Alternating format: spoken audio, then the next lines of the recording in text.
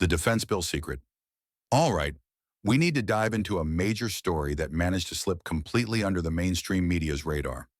Just as the 4th of July fireworks lit up the night sky, one of the largest defense spending packages in over a decade quietly became law. Every now and then, Congress passes something the evening news glosses over in a 30-second blurb. But if you're someone who actually spends time on the range, drills, and buys ammunition in bulk, this isn't just news. It's a total game changer. While the political world was busy arguing over the headlines, something absolutely massive was tucked away deep in the fine print of that legislation. I'm talking about a direct financial surge, billions of dollars, flowing straight into America's core ammunition manufacturing base. This single act is poised to have a bigger impact on your local gun store and your online cart than anything else in that massive bill. It's going to reshape the reality for every single American shooter. The trauma of 2020, a national security wake-up call. But before we celebrate this fix, let's hit the rewind button and relive the trauma of 2020. You remember that feeling. We all watched in disbelief as a 1,000-round case of 5.56, which used to be a standard, no-fuss $400 purchase, suddenly vaulted right past the $1,000 mark, and that was assuming you could even find it. It wasn't just 5.56 either. The shelves were completely gutted, 9mm 45 ACP, 308, even the niche calibers like 300 Blackout, all gone. I personally walked into my usual supplier and saw nothing but empty air where the most common cartridges belonged. This wasn't just painful, it was a painful, stark realization of exactly how brittle our nation's supply infrastructure truly was. Look, the worst part wasn't the outrageous price gouging. The true crisis was that millions of new firearm owners were left with no way to buy the ammunition required to train properly and become proficient defenders. You had people sitting at home with a brand new self-defense rifle and only the 20 rounds that shipped in the box. That whole disaster was a massive, unforgettable warning shot. It demonstrated that any serious crisis, a public health emergency, political turmoil, or even a simple flood of new gun owners could choke our ammo supply to an immediate grinding halt. The historical partnership. Why the military needs the civilian shooter. Now here's the crucial context many people miss. This system isn't new.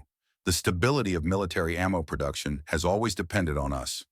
The industrial connection between military-grade ammo production and the ammunition we purchase has been deeply intertwined for decades. Think back to after the Vietnam War, when the military drastically scaled down operations. Those enormous ammunition production facilities faced a critical choice. They either had to pivot aggressively and start supplying the civilian market, or the machines would rust, leading to the layoff of thousands of highly skilled manufacturing workers. Why is this critical? A cold shutdown and subsequent cold start for a massive plant like that is a genuine national security nightmare. It can take years to rehire, fully retrain a specialized workforce, and get highly complex machinery precisely calibrated and running smoothly again. So, civilian sales became the essential lifeline. Our continuous demand from competitive shooters, hunters, and regular citizens who simply enjoy training kept those massive defense factories running full tilt. It kept the gears perfectly tuned so that when a national security event arose, the military could surge production instantly. This current bill is not a novel concept.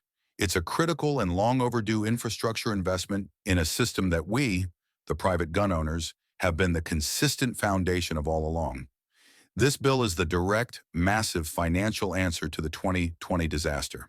The multi-billion-dollar arsenal upgrade.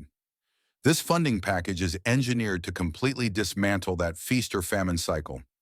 Let's break down the 4 financial pillars that hold up this new American ammo arsenal. Pillar 1, Core Caliber Surge, $100 million. This chunk is specifically earmarked to dramatically boost the production of 5.56 NATO and 7.62 NATO. These two calibers are the backbone of the AR-15 and AR-10 platforms, the most popular rifles in the country.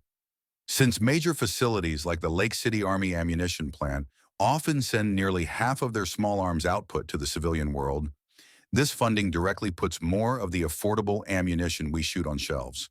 Pillar 2, Next-gen facilities upgrade, $1 billion. This is the truly monumental investment, a $1 billion push for what they're calling next-generation production facilities. This is a fundamental change, moving from a classic factory model to the equivalent of a modern Tesla Gigafactory. This means revolutionary changes like unprecedented quality. Automated optical inspection systems will scan and analyze every single round for minute defects, drastically cutting down on duds and making your range time safer and more consistent. Competition-grade precision.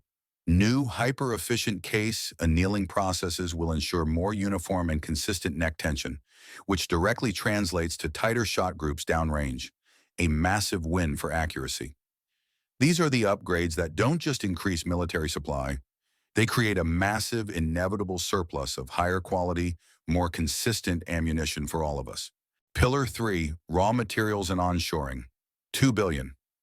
This might be the single most crucial component of the entire bill. We're talking about primers, brass, and powders, the sacred holy trinity of cartridge making. The 2020 shortage was fundamentally a component shortage, specifically a global primer shortage. We learned the devastating lesson that a huge portion of our primer supply was coming from overseas, often from unreliable places like Russia. When that foreign supply chain broke, our domestic factories sat idle. This $2 billion is focused on creating a self-sustaining national ammo pantry right here in the U.S.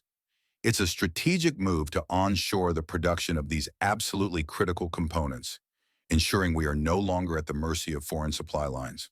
Pillar 4, specialized workforce, needing $10 million. While $10 million sounds small next to the billions, don't underestimate its importance. You can't run a cutting-edge gigafactory with unskilled labor. This funding is dedicated to training the next generation of highly specialized professionals, ballisticians, metallurgists, and tooling specialists who can maintain these advanced machines to unbelievably tight tolerances. Without these dedicated, skilled people, all that shiny new hardware is essentially just expensive scrap metal. The future, affordability, and skill. So we have billions of dollars, brand new hyper-efficient machines, and a secure national ammo pantry.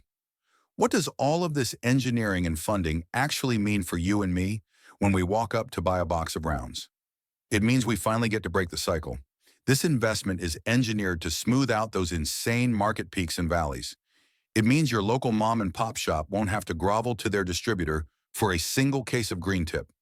You won't feel like you need to take out a second mortgage just to keep your magazines properly loaded. And here is the single biggest, most important benefit. A consistent, steady supply eliminates panic buying. When shooters are confident that the ammunition will be readily available next week and the week after at a fair, predictable price, they stop hoarding. The panic subsides, shelves stay stocked, and the entire civilian market achieves true, sustainable stability. That stability opens the door for what truly matters. It means you can actually afford to take that 500-round carbine training course you've been putting off. You can take your family to the range for a fun day of plinking without worrying about burning through $100 in 60 minutes. You can confidently zero your new hunting rifle instead of just using 3 rounds and deciding, that's good enough. It all connects. More availability equals more trigger time. More trigger time equals more skill. And more skill makes our entire community safer, sharper, and better prepared. Conclusion: an investment in American freedom. When you look at the big picture, this bill is a straight-up win across the board.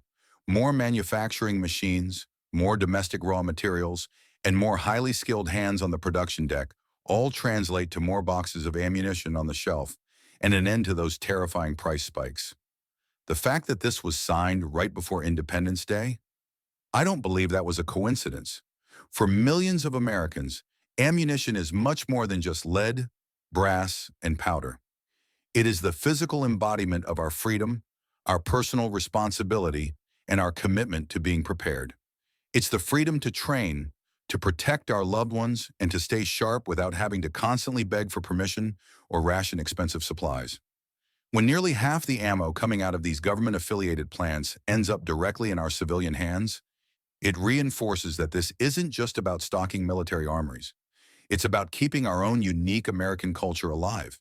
It's about ensuring the critical skills of marksmanship are honed and confidently passed down to the next generation. On paper, it may just look like a line item in a defense budget, but for us, it is a long-awaited investment in stability and true security. It's a benefit to our military, a benefit to the civilian market, and a benefit to every responsible gun owner who believes in staying ready. Make sure you like, subscribe, and drop a comment below letting me know what you think this will do to 9mm prices. And as always, stay sharp.